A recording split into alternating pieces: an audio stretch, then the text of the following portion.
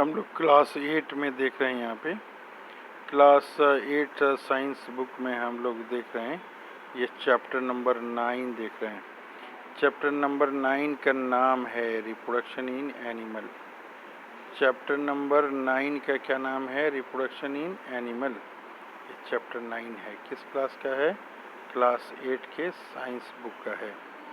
Topic है, heading है यहाँ पे रिप्रोडक्शन इन एनिमल। अब हम लोग देखते हैं क्या लिखा हुआ है। कह रहा है कि डू यू रिकॉल, आपको याद करना है। डू यू रिकॉल, आपको याद है। कह रहा है कि प्रोसेस ऑफ डाइजेशन, याद पूछ रहा है कि नहीं, किसके बारे में? प्रोसेस के बारे में पूछ रहा है। कौन कौन सा प्रोसेस? ये डाइजेशन है, सर्कुलेशन है, रिस्पिरेशन है, which you have studies in your previous classes, आप प्रीवियस क्लासेस में पढ़ चुके हैं। दिस प्रोसेस आर इसेंशियल, ये प्रोसेस क्या है? इसेंशियल है। क्यों इसेंशियल है? सर्वाइवल के लिए। किसके लिए सर्वाइवल के लिए? For every individual, her individual के लिए, हर प्राणी के लिए, हर जंतु के लिए ये जरूरी है। क्या क्या जरूरी है? डाइजेशन है, सर्कुलेशन है, रेस्पिरेशन है, ये जरूरी चीज़ें हैं। कह रहे हैं यू हैव ऑल्सो लर्नड, आप पढ़ चुके हैं। क्या पढ़ चुके हैं? About the process of reproduction के भी बारे में पढ़ चुके हैं। किस में पढ़ चुके हैं? इन प्लांट्स में पढ़ चुके हैं। कह रहा है कि रिप्रोडक्शन इज एसेंशियल, रिप्रोडक्शन जो है एसेंशियल है for the continuation of species, continuation of species के लिए ज़रूरी है।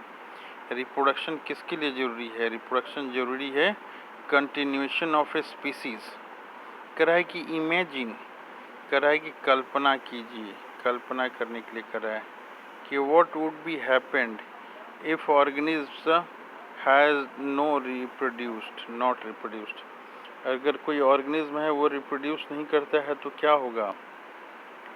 कह रहा है यू विल रियलाइज, आप जो है समझेंगे, आप समझने की कोशिश करेंगे। रियलाइज दैट रिप्रोडक्शन जो है is a very important as it is ensured the continuation of similar kind of individuals generation after generation.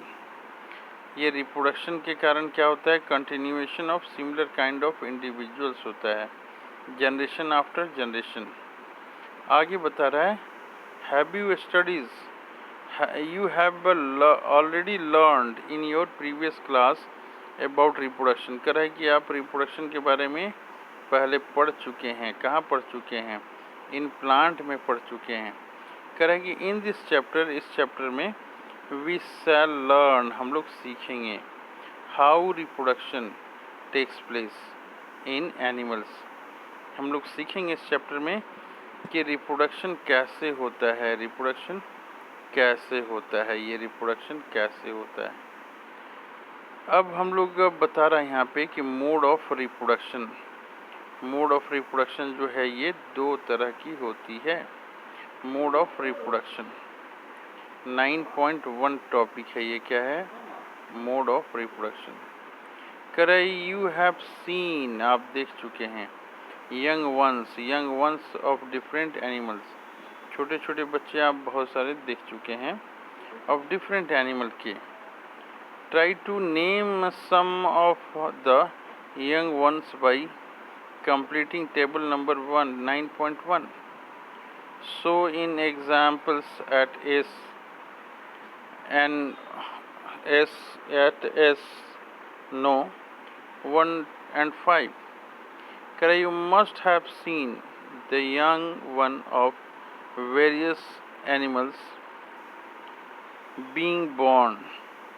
You can tell how chicks and caterpillar are born. What are thickens?